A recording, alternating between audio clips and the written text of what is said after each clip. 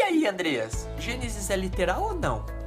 Mas e aí, como é que fica a ciência? Tem coisas que Gênesis diz que tá em contradição com a ciência, eu fico com a Bíblia e com a ciência, como é que é? Será que eu posso acreditar em Deus e ao mesmo tempo acreditar na ciência? Bom, hoje nós vamos falar sobre Gênesis. Será que ele é literal ou não? Bom, você não pode perder, você está no canal Terceiro Elias, Mensagens para o Tempo do Fim. Meu nome é Andreas Miller e nós vamos conversar um pouquinho sobre Gênesis, então não perca.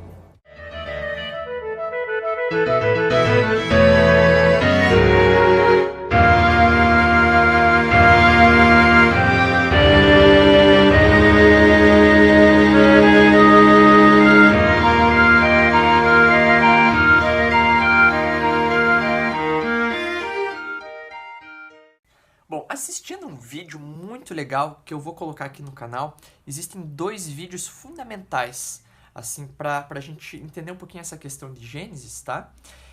São dois vídeos do pastor Mauro Meister, que é um pastor presbiteriano, e ele fala um pouquinho dessa relação de Gênesis e o objetivo de Gênesis, qual que é o objetivo do texto, né? Para quem foi escrito e como que deveríamos ler esse texto, né? E outro texto, outro vídeo, ele faz uma análise teológica muito bacana, né? E aí assistindo, assim, a palestra dele, um irmão, Beto Brits, tá?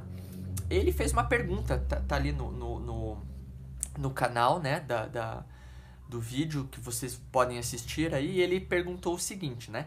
Segundo Gênesis 1, 6 e 7, diz assim, né? E disse Deus, haja firmamento no meio das águas, separação entre águas e águas.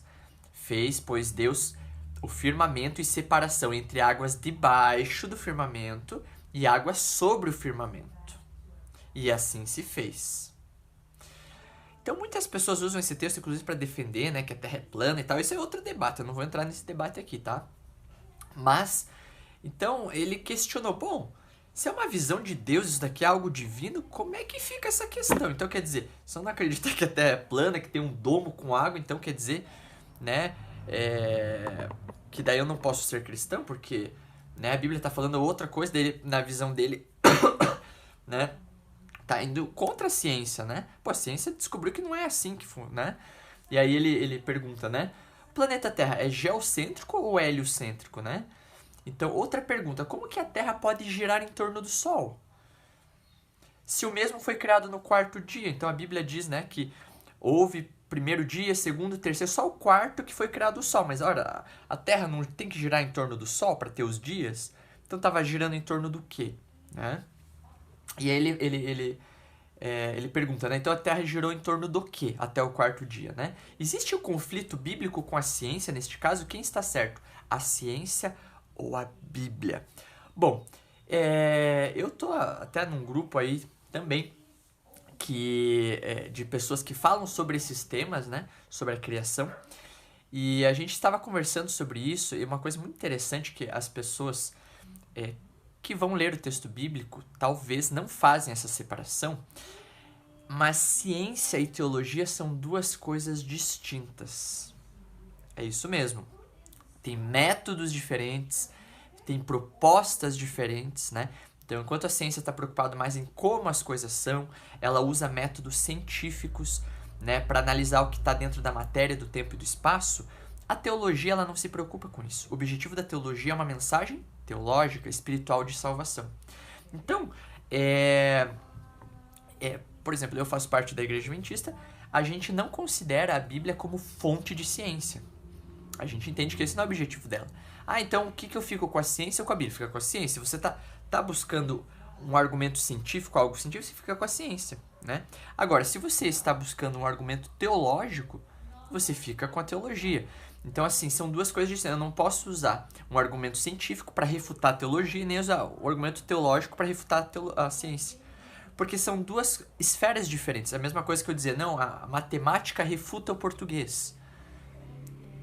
Porque estão indo para caminhos diferentes. Não, peraí. Uma coisa é uma coisa, outra coisa é outra coisa. Então esse é o primeiro ponto. A gente precisa separar essas duas coisas. Tá, mas e aí? Então tá, Andrés. Beleza, até aí tá.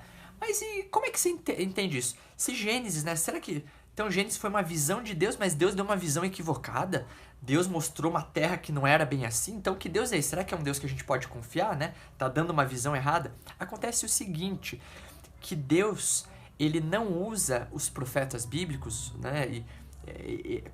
Nesse processo de inspiração e transmissão da mensagem divina, a limitação humana não é retirada. Ou seja, ele pode falar uma mensagem divina para você hoje, dentro da sua limitação e dentro do seu conhecimento. Ou seja, ele utiliza aquilo que você conhece, dentro da sua cultura, dentro da sua mentalidade, e ele fala na sua língua para ensinar algo. Então, assim, a primeira questão é essa, né? Deus usa o ser humano dentro da sua limitação. Esse é o primeiro ponto, tá? Então isso é muito importante entender que a Bíblia, né, ela não é uma foto, né? Ela não é cada vírgula, né? É como se fosse uma visão, um ditado divino. Não, são pessoas inspiradas, onde Deus usa dentro da cultura onde elas estão para passar uma mensagem divina, tá?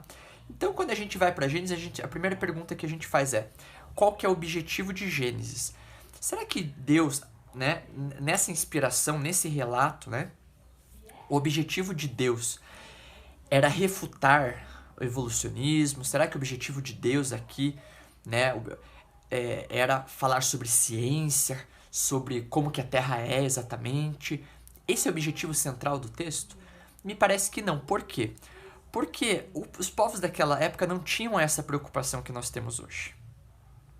Eles não tinham nem o conhecimento que nós temos, eles não tinham essa preocupação, não existia esse debate. Esse debate é algo recente dentro da história da humanidade, né? Então esse é o primeiro ponto. O objetivo do texto de Gênesis não é falar como a Terra é exatamente. Não é esse o objetivo do Gênesis. Tá, Andrés, mas qual que é o objetivo? Porque ela fala ali, né, o processo de como que a Terra é. Bom, os povos primitivos, qual que era o grande problema que a gente percebe na Bíblia, né? A questão da idolatria, ou seja, as pessoas tinham uma mentalidade primitiva na sua relação com Deus. Então, a gente vai perceber que essa questão da idolatria vai estar sobre toda a Bíblia. E qual que era o principal Deus a ser adorado no mundo antigo? Era o Deus Sol, não é? Então agora a gente vai começar a entender um pouquinho, compreendendo o contexto da época e compreendendo que essa mensagem foi dada para aquele povo que tinha um problema com idolatria. A gente consegue entender um pouco melhor ao entender para quem foi destinada a mensagem, qual que é o objetivo da mensagem. A gente vai perceber que o objetivo da mensagem de Gênesis é quebrar a visão idolátrica do povo, tá? Então, depois eu já chego nessa questão se Gênesis foi visão ou não, mas só para a gente entender. Então, quando, por exemplo, a gente pega aqui, né, o Beto Britz, né, ele perguntou assim, tá, mas como é que explicar, então, a luz foi criada no primeiro dia e já tinha tarde e manhã, já tinha dia e noite, mas o sol foi criado só no quarto dia, então como é que teve dia e noite se, né? Então veja só, e realmente ele tá certo, né? No verso 14 diz assim, haja luzeiros no firmamento dos céus para fazer separação entre dia e noite, né? Mas isso foi no quarto dia e o dia e noite já existia antes, tá? Então você percebe que quando a gente vai para uma literalidade absoluta e se preocupa com isso no texto, a gente acaba indo para debates improdutivos, infrutíferos. Acaba indo para uma neura, né? Um debate, meu Deus, então como é que foi? Só que você veja, qual que é o objetivo dessa mensagem? Para aquela pessoa que adorava o sol, porque o sol dava luz, né? Então por que eles adoravam a criação, as coisas da criação? Porque as coisas da criação traziam benefícios para ela. Então o sol, nossa, a lua tem a ver com as marés, então vamos adorar a lua, né? As estrelas nos guiam, então vamos adorar as estrelas, né? Vamos nos guiar por elas. Então o sol nos dá luz, vamos adorar o sol. O sol era o principal Deus, né? Então para um povo primitivo que adorava o sol, ler que a luz não depende do sol, mas de Deus, ou seja, eles têm luz por causa de Deus, não por causa do sol. Essa é a mensagem do Gênesis. Quando ele coloca a luz antes do sol, o que ele está dizendo? Se eles adoravam o sol por causa da luz, não deve ser, o sol não deve ser adorado, porque a luz vem de Deus, não nós temos luz por causa de Deus, não do sol. Então, quem devemos adorar é Deus, e não o sol. Essa é a mensagem teológica do texto. Então, você veja, esse relato aqui de Gênesis, parece que ele está muito mais preocupado em quebrar a idolatria dos povos antigos do que necessariamente ficar limitado a questões literais ou não, né? Então, por exemplo, vou dar um outro exemplo aqui, né? Então ele fala lá, mas e aí, o firmamento dos céus era em cima, era, né, quem acredita na terra plana, né, puxa, fala do domo com água e tudo mais, né? E aí ele falou, e a ciência, como é que fica nisso tudo? Mais uma vez, aí a gente entra na questão. Deus pode ter usado um conhecimento da época, né? Ou seja, um conhecimento onde o escritor de Gênesis tinha, as pessoas tinham, e usou dentro desse conhecimento que eles tinham, né, para quebrar a idolatria. Eu acho que isso tá em muita harmonia da relação do homem com Deus. Como que o homem fala uma mensagem divina em linguagem humana, dentro da limitação humana, né? Então, assim, quando a gente vai comparar Gênesis com outros relatos da criação, que nós consideramos relatos mitológicos, né, a gente vê uma série de semelhanças, né? Então, quando a gente vai comparar a Bíblia com outras culturas, a gente percebe que existe uma grande influência, né, em relação a outras culturas. Então, a gente pega Código de Hammurabi, por exemplo, em relação às leis mosaicas, parece uma cópia, às vezes, em alguns momentos. Mas a gente percebe que no texto bíblico, o que tem de diferente? Você tem semelhanças, mas você tem aqui uma quebra da mentalidade cultural da época. Então, por exemplo, você pega as leis mosaicas, tem muita coisa com Hammurabi, é verdade. Mas aí você pega, por exemplo, sei lá, a questão da guarda do sábado, né? Isso era algo revolucionário naquela época, né? Uma época onde você lembra lá no Egito, na história do Êxodo, um faraó obrigava a todos a trabalharem 7 dias por semana, não tinha descanso. Então agora estabeleceram um descanso onde todos os homens, livres ou escravos, têm direito, ou seja, tá colocando direito igual para todos, cara, isso era extremamente revolucionário. Então parece que Deus ele usa a cultura e dentro da cultura humana ele consegue modificá-la, né? Ele consegue, ou seja, Deus ele não pega assim, ele não é alheio à cultura. Entendeu? Ele, por exemplo, tem a cultura, não, joga tudo fora e agora vou ensinar algo totalmente novo. Não, parece que Deus não age dessa forma, né? Ele dentro da cultura, dentro daquela realidade, ele vai lá e transforma. Então por isso que eu acho fantástico a Bíblia, né? Porque a gente percebe semelhanças com outras culturas, mas a gente percebe um agir divino para transformação. Então por isso que não é à toa que essa mensagem aqui sobreviveu até os dias de hoje, enquanto muitas outras culturas acabaram, né? Então eu acho que é isso que mostra assim a essência divina disso tudo. Então vou dar um bom exemplo para você, como Deus age dentro da cultura. Quando a gente vai ler na Bíblia, a gente percebe que os patriarcas, por exemplo, eles tinham muitas mulheres, né? E aí você percebe que até Deus, né, ali ele fala para Davi, né, que Davi, né, por que você pegou a mulher do outro se eu te dei tantas mulheres, se você quisesse mais ainda te daria. Pera aí, Deus falando isso? Como assim? Você percebe que Deus, ele tá dentro de uma cultura, ele fala na língua da cultura, ou seja, dentro da cultura, ele faz um processo de transformação. Então, quer dizer, você vai perceber que os povos primitivos, os patriarcas, eles faziam coisas que hoje você jamais faria. Hoje você jamais teria mais que uma esposa, né? Deus transformou de tal forma que nos levou para esse patamar mais elevado nesse sentido do que eles viviam antes, né? Então eu acho que é muito relevante a gente entender esse processo de Deus com o homem, de não retirar a sua cultura, não tirar a sua limitação e falar com o homem mesmo assim em relação a Gênesis. Então, ora, se esse relato expressa a mentalidade da época, da cultura, tem semelhança com outros relatos, né, de criação e tudo mais, por que Deus não pode usar esse conhecimento da época, né, essa cultura, né, para dentro dela colocar uma mensagem divina? Então você percebe que aqui a preocupação com a literalidade científica das coisas não parece ser o objetivo divino, mas usar algo que já era conhecido para ensinar lições sobre que quebra a mentalidade antiga sobre idolatria e tudo mais. Então, por exemplo, que nem eu comentei ali, por que a luz, né, aqui aparece no primeiro dia e o sol no quarto, se é o sol quem faz o dia amanhã? Porque ele quer dizer para um povo que adora o sol que não deve adorar o sol, né? Mas Deus é o originador da luz. Mas tem mais, por exemplo, para um povo que adorava, né, Romanos 1 vai dizer, adoravam animais, adoravam criaturas, né? A gente vai pegar no Êxodo lá, quando Moisés vai, eles fazem um touro para adorar, adoravam animais, né?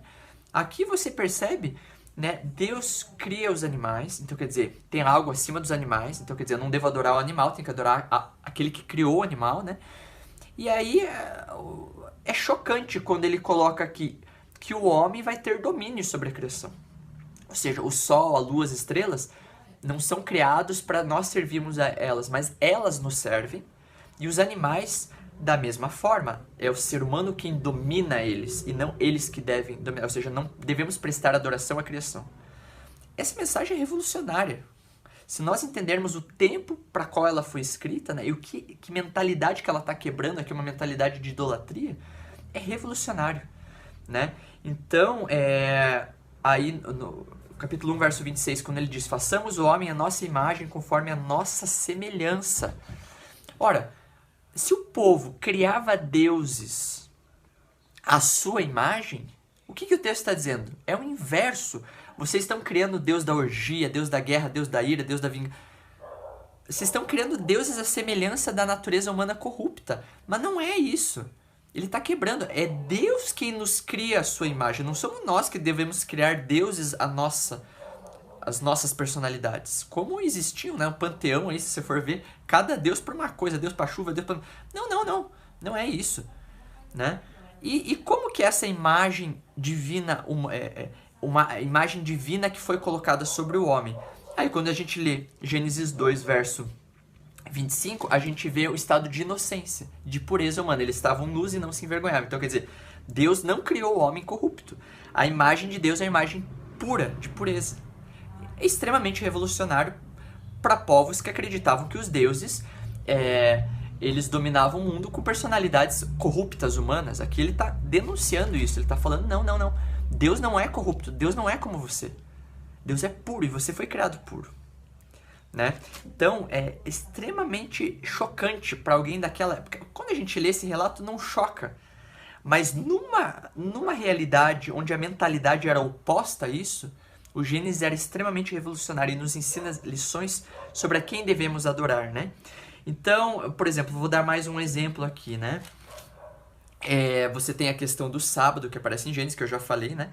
Que quebra aquela mentalidade antiga, onde o servo é maior do que... Né? O senhor tem mais direitos que o servo e tal, e aí Deus coloca, né, algo em comum para todos, onde todos são dignos do dia de descanso, né? E isso é revolucionário para a época, né?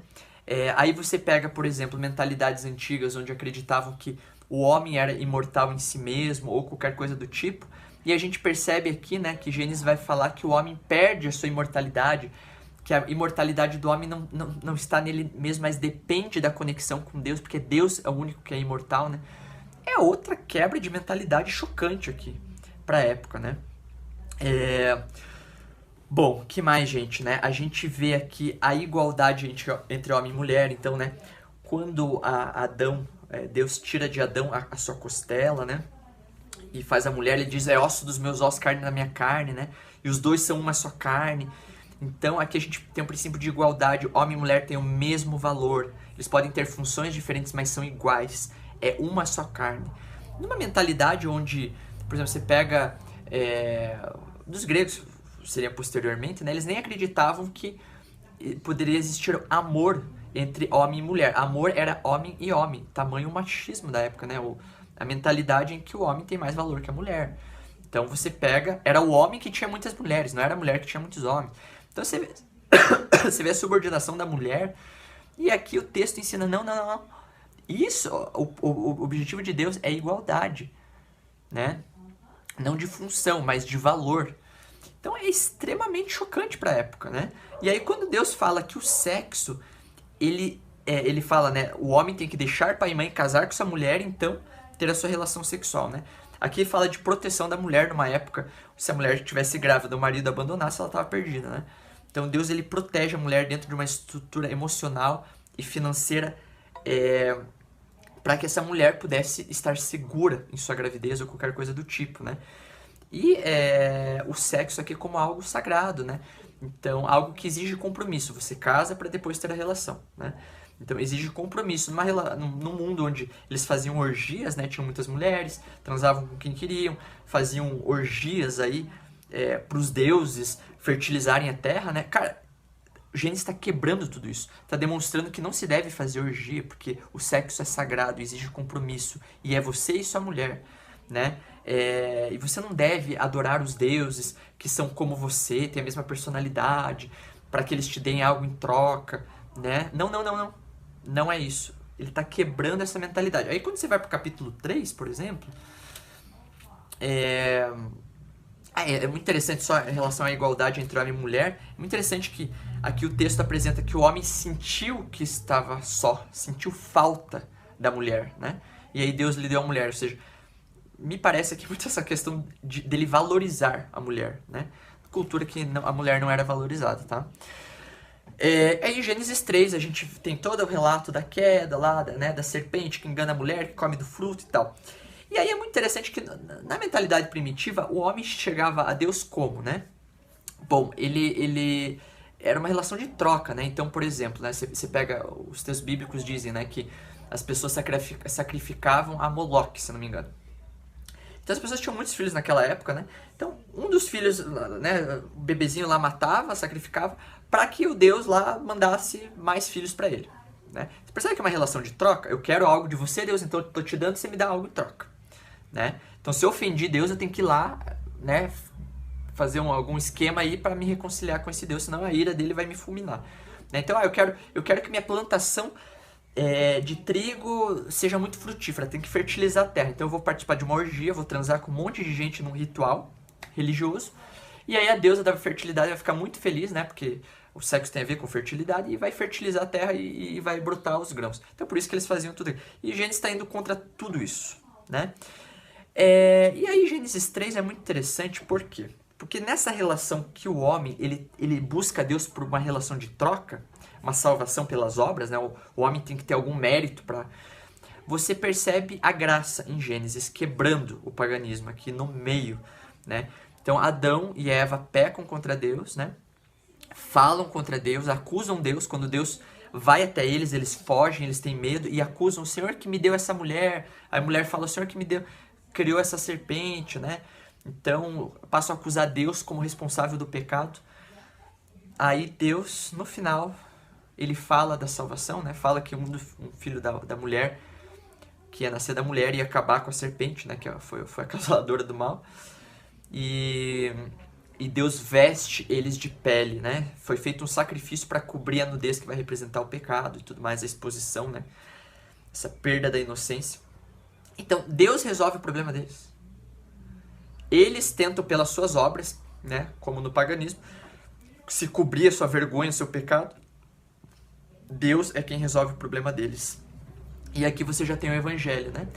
É por meio do sacrifício de Cristo que nós somos cobertos, né? Ou seja, não existe mérito nosso. É Deus quem oferece a salvação a nós. É Deus quem busca a reconciliação. Deus é a parte ofendida, aquele que busca a reconciliação.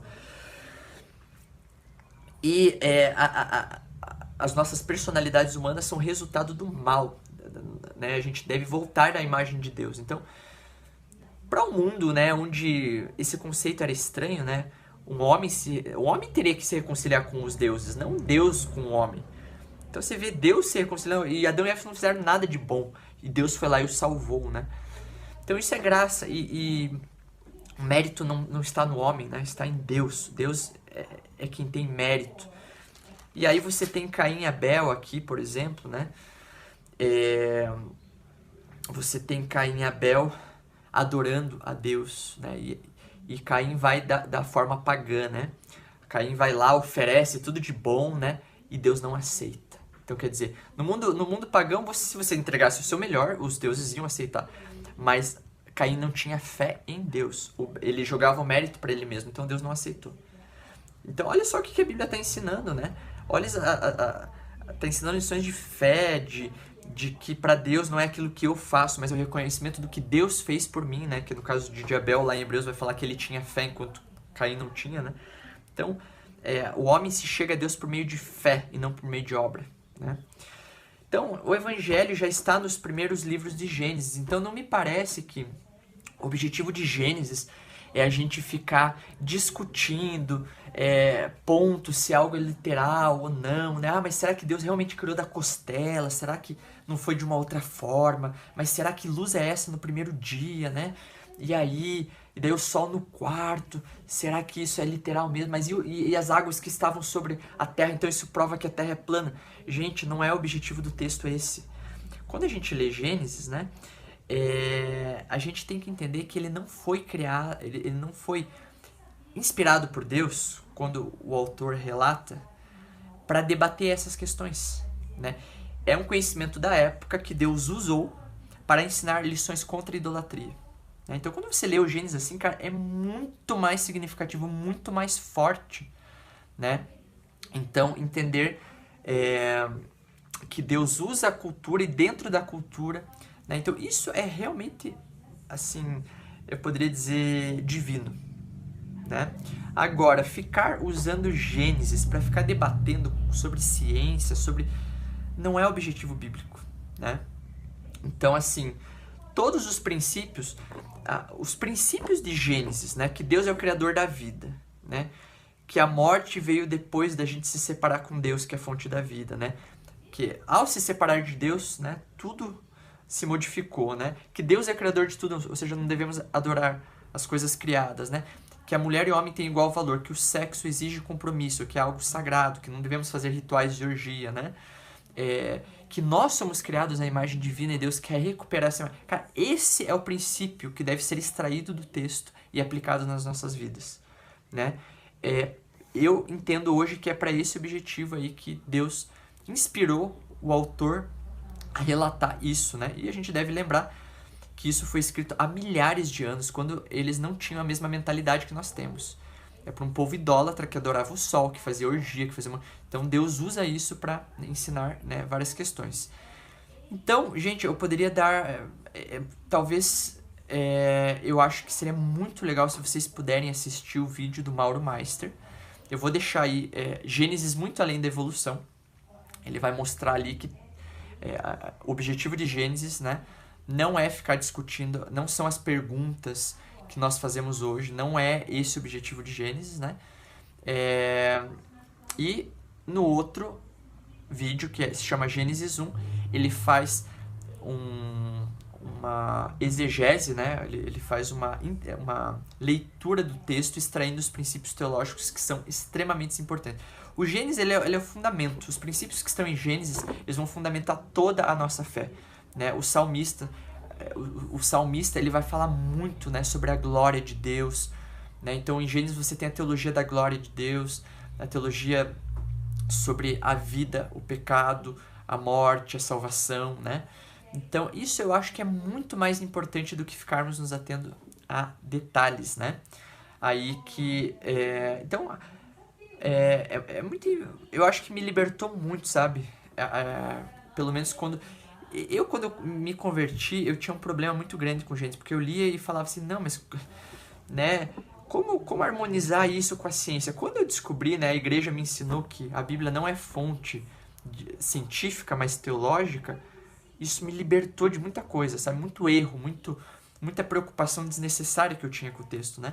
E quando eu estudei mais e percebi que Deus utiliza, ele fala com o homem dentro da sua cultura, dentro da sua limitação, dentro da sua realidade, eu me libertei dessa mania que a gente tem hoje de querer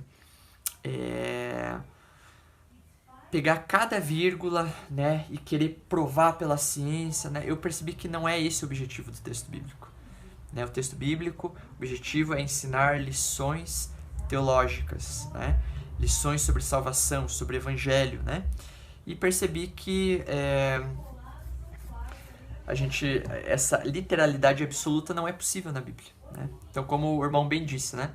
A gente sabe hoje cientificamente que, né, não é a água que cobre a terra em cima, né, como, né, algumas pessoas ainda acham que é, né. A ciência já mostrou que não é assim, né, ou seja, a questão do sol e da luz também ali no... Então você percebe que ir por esse caminho da literalidade absoluta, extrema, né, para querer provar que algo é divino, a Bíblia não depende disso para provar que é inspirada por Deus, né? Porque o processo de inspiração é mais ou menos assim, a gente poderia entender a diferença de uma foto para um retrato, né? Então a foto é a imagem real, né, das coisas, né? O retrato, cada autor tem a sua personalidade e coloca a sua personalidade ali para fazer um retrato, né? Então a Bíblia, ela não é uma foto, ela é um retrato. Deus não tira a personalidade do escritor, não tira suas limitações, não tira, né, mas dentro dessa realidade ele usa esse conhecimento e ele transforma, né? Então, quer dizer, você imagina, para muitos teólogos, o relato de Gênesis não é uma visão que Deus deu, né? E nem poderia ser, porque realmente tem coisas ali que não são literais, né? Como a gente percebeu ali em relação à água em cima e tal, e toda... Mas é um conhecimento que já existia antes, né? E Deus inspirou ele para, dentro desse conhecimento, quebrar a idolatria, né? Então isso parece que para mim hoje que faz muito mais sentido, né? Então é isso, né? Gente, pode ter ficado algumas dúvidas aí, né? Eu aconselho vocês a assistirem os 2 vídeos que eu mandei ali, tá? E sempre quando forem ler a Bíblia, se preocupem com isso. O que Deus está querendo ensinar nessa mensagem para mim? Que princípio existe aqui e como a gente aplica isso à nossa vida, né? Porque há um perigo muito grande, né? Que muitas pessoas têm corrido de ler o texto bíblico querendo literalizar cada ponto, né? Não estou dizendo que os milagres não são reais, que Jesus não ressuscitou, que Jesus não fez milagres. Não estou falando isso. Estou falando uma preocupação com aquilo que não aquilo que é periférico, né? E as pessoas ficam debatendo sobre isso quando a gente percebe que o objetivo de Deus não é debater sobre esses pontos, mas ensinar lições espirituais, né? E as pessoas ficam debatendo. Tem gente que fica usando o texto bíblico para provar que a Terra é plana, né? Ou gente que pega texto bíblico para dizer uma série de coisas, né? Para querer, enfim, ensinar poligamia, ensinar, enfim, uma série de coisas, assim, a gente percebe que, puxa, tá indo pro caminho errado, né? Não é esse o objetivo da Bíblia, né? Então que a Bíblia seja uma palavra viva na sua vida, né? Que você possa extrair os princípios divinos, né? Então quando você leia assim, né? Você lê, para quem que Deus deu esse texto, né? O que ele estava querendo ensinar, né? Poxa, como que eu posso aplicar isso na minha vida, né? Então é muito importante a gente usar a Bíblia da forma correta, né? Para que a palavra de Deus possa atingir os nossos corações, senão a gente pode acabar indo para lugares muito equivocados, que muitas pessoas têm ido, né? E têm ido para caminhos que não são os caminhos que Deus queria, né? Então, tem pessoas que estão mais preocupadas em provar com o texto bíblico que a Terra é plana do que extrair do texto o Evangelho, né? Que é o que realmente importa em Gênesis, a extração do Evangelho, né? Quebrar a idolatria, né?